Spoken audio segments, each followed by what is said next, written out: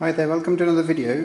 This is a quick video just to quickly go through what I am doing right now. Is that we installed the Velops in a property in my house, and then it seems that these things are just not really up to scratch. They are very temperamental, and people who have success, good luck to them, but as far as I know, they are not really, meeting the standards that they should. So that's going to now get changed to the Unify, which is the Ubiquiti solution we're going to put in now. I'm going to do that. I've just read about it. I also tried the Ruckus, which is here. I've got this R510 and I've got the R610. Unfortunately, even though the Ruckus will meet the demands of the Wi-Fi, but it's not really good with the UI. It's just not really user friendly. So unfortunately, Ruckus is going to go down, and also the support on Ruckus does not meet my standards at all. It's very poor. I rang once, and I think the connection went to Bangalore somewhere, and I was not really happy with the response they were giving me. And the logger call. I mean, simple questions I was asking them, nothing complicated, and they were not really coming back with any answers. And they keep wanting to log a call, and I thought, well, if you just want to log a call for something simple, then I wonder what you're going to do when it's something complicated. It's not necessary. Just answer the question, let the customer be happy, and at least we can retain our business with them. But Ruckus, I think you've let us down big time. So once I would say this again, that Ruckus need to review their support that they have, because here you can see we have the 610, and here I also have an access, which is the 510 access point, and yep, I know how to get them working. It's not a problem, but it helps when you're new to a product. Just a little bit of quick question answers, Q&A on support line is good, but Ubiquiti Unify solution that I'm putting in is far better in terms of the user interface and everything. So I would definitely go for the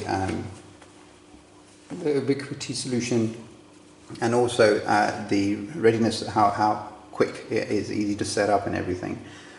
Also, we're going to put in a Unify switch I bought as IXL PoE, just to test them all out and see how they work and stuff. But now that I've actually worked through this, I will definitely go for the dishes, the Unify switch.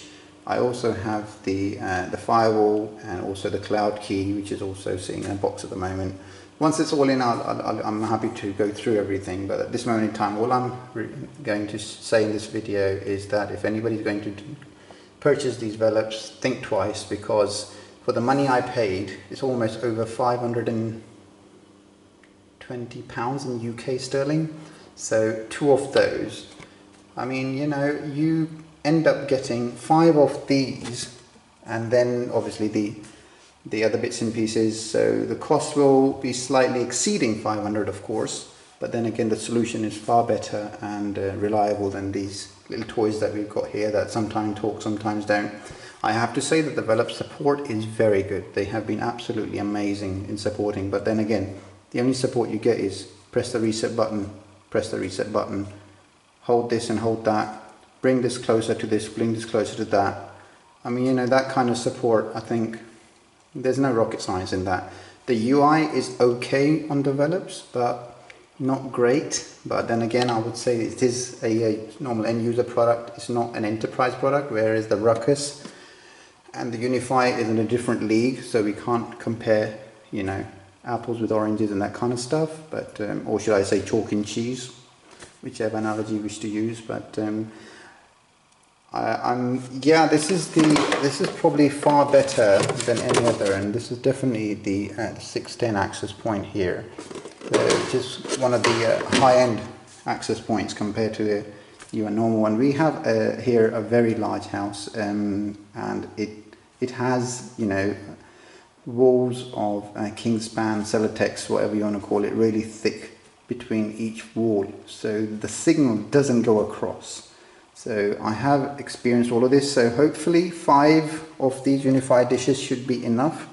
I'll do a range checker and all of that and see if it works, but for now let me get on with this and see how I get on, because setting up these Velops was an absolute nightmare. You know, bring them together, pair them, talk to the parent one, and the child nodes, connect them, blue light should come on, this and that. And initially, first of all, when I bought these, the setup, it was easy, but then when the problems start to happen, that one node keeps dropping off, then we keep resetting it, eventually it came back online. Nothing changed, the same position, same node, same everything, but we just have to tinker with it many times over to get it working. After speaking to support guys about the Velops when they were not working, they said, oh, you need to buy 3 more to make the range a lot stronger, because if you don't have Wi-Fi, sorry, if you don't have an Ethernet port everywhere, and you would like to create a mesh, and a mesh is only correctly done when you have Wi-Fi nodes everywhere and they start talking to each other to create that stronger Wi-Fi signal. Whereas an access point is hardwired, so you can hardwire it from anywhere, and then that becomes a solid, you know, connection and amplifies it. But the whole idea of having a mesh is that I have a room upstairs, we don't have a Wi-Fi connection, we want Wi-Fi there, we would like to create a signal over there, so we just put a child node there, and then that would talk to another node which is connected to a wire and then start working. The good thing about these is that it has a pass through, so it goes LAN into one of these and LAN out, so you can actually, you know, use it that way as well, so you don't lose the connection. But they're not PoE, so they use a separate adapter, whereas these devices here are all PoE, which means that if you look at the back, it says at the back of it, it will be PoE, which is power over Ethernet. So you don't need an adapter if you don't have one, because the switch which I have here, the 24 port managed PoE switch, would give the power as well to the device, so you don't need to have a separate adapter, whereas these, you have a little adapter stuck on the side as well. But then again, this is an end user product and this is an enterprise product, slightly different I would say, and it says Wi-Fi for whole home Wi-Fi, so that's, whereas these are installed commercially everywhere. So yeah, well, thanks for listening for now. I hope I have success in installing these now, because damn, the Wi-Fi is not good here. It keeps dropping off, and you know, it's not reliable, especially when we have devices such as let me go through something like this installed on the wall, a Nest. So when you have a Nest, you can't afford to have losing Wi-Fi connections every so often, because you know, you lose actual, you know, access to your boiler and everything else, so and which you actually want to use anyway. So let's see how it goes, and I'll make another video going into this one and carry on. But for now, thanks for watching, and until next time, bye for now. Hello, welcome back. Just to go through the interface of the Ruckus. So this is how it looks, the unleashed interface that is on Windows. So you can see that it's well, put it this way, it's certainly doesn't give you the the term that a lot of people use as eye candy. So it's not, you know, it does the job, yes, but if we want something like Ubiquiti, which is unified, then the interface is very different. Whereas the Velop, I can show you now, this is the Velop interface. So you can go in there, the dashboard, and this is what it looks like, the Velop. It's nice for somebody using it for the first time. So you click on the devices, it shows you the devices, what they are. If I wanted to perhaps rename this device, I can't. Whereas Velops, you can't rename it, but on the you can change the icon. Oh, that's great, isn't it? What I mean is, can you rename it? Oh yeah, you can rename this one. Yeah. So you can rename it. If you know the MAC address, then you can probably rename that device to tell it what that is. So that would come up as. But this is how it shows up on the Velop, which is quite nice. I mean, you know. But unfortunately, the Wi-Fi itself is quite weak. You can go to the Velop administrator. It tells you all the nodes that are in the property. the downside right now is that I've taken this one down. I've taken the hallway one out at the moment, but it still thinks it's there. I'm going to refresh it right now. Perhaps this needs a little nudge and see if it comes back saying which ones I've taken down. So you see what I mean? So now it's still refreshing. So let's see. Still refreshing right now.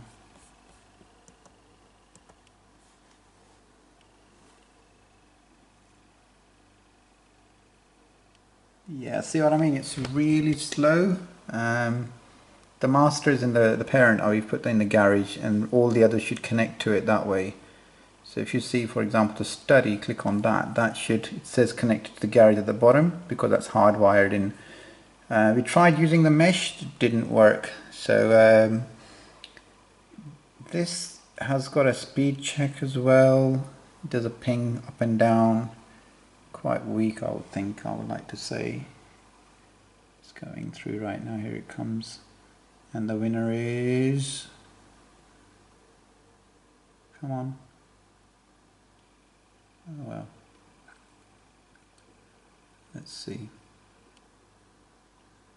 Oh, I know it's not great signal here. We haven't got the best broadband on this road where we are because it's quite private, so... Well, it is private road and they don't seem to be implementing any higher bandwidth, unfortunately, for some reason. I don't know why that is. Upload, oh yeah, it's quite poor compared to what the year that I'm living in, 2020, and I've got this, but that's the maximum speed we get. Device polarization, you can say I've got a Ring doorbell, so I've set the priority to that, so I want to make sure that that gets the maximum amount of signal at all times. It has 2.4, tells you speed check. We've done that as well. Oops. No, it's not going to go through. Oh, interesting. And then you go dashboard. And then it comes back with the parental controls. The parental control is quite nice on this, I must admit. Control your device. You can actually select the device that you want to like pause, and you can say I want to schedule it. Then I want it turning on and off. That particular feature in Ubiquiti is there, but not easily accessible. It goes through down into advanced, and then you have to create a group, and then you have to create a user. Well, you have to create a group, add the user from the list, and then add the schedule. So it's not, you know, two-finger operation sort of thing, you know. And this is only if you're in a property, in a house, basically. If you're in a commercial, perhaps you don't want to restrict Wi-Fi. Linksys aware. They give you a motion detection feature that I'm not going to ever use. And Wi-Fi settings, you've got the Wi-Fi details, and that's pretty much it. This is the Linksys device that I'm going to be pulling out today. It's got an Ethernet in, Ethernet out, 12 volt in, on and off, and this is pretty much it. It's got a blue light at the top. We change 3 colors. It goes red if there's no signal, it goes orange and yellow if there's a weak signal or there's interference, and it goes blue if there is a connection, and it goes light blue if it's trying to create a connection, or, you know, it's trying to establish a route or something. But yeah, so yeah, I'm pretty much done with this device right now. I've just installed a Ruckus right now, and I can tell you right now that the reception, I've only installed it in one area in the property right now, and it's absolutely amazing. Quite impressive actually, because I've got a Wi-Fi signal meter here, which we can, here it is. This is quite nice. So you got a Wi-Fi, it says Ruckus Wi-Fi. So you walk here around, and you walk around, and no, we don't want to do that, do we? We want that. Yeah, so you walk around with this thing, and we stored it here. Right now, I'll just put it up here for now. Look, there it is, flashing away. So yeah, it looks like I'll be running out of memory soon. That looks like on my card, so I've got to rewind this up. So yeah, here we are in this room here. We've got no problems. Then keep walking around. Here goes in this room, and over here, still over 100%, goes down a little. Nothing that we can't live without. And so yeah, Ruckus is definitely one of the routers which is delivering what it says on the tin. Now why I'm not using Ruckus is because, as I said earlier, is because I would like to go to Ubiquiti. Ruckus is just not grand when it comes to home use, and the UI is not great. You need the zone director if you want more detailed view, and a lot of other bits and pieces, and the price also adds up quite a bit as well because it's a commercial based solution, whereas Ubiquiti is kind of, you know, small to medium businesses, and you can go large as well depending on how many devices you have.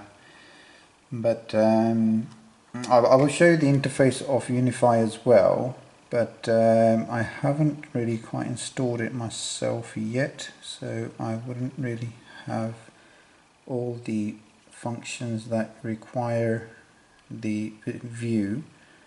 And this is kind of, you know, the view you can get. But if you see the unleashed view, this is how it looks like on the phone. This is unleashed Ruckus.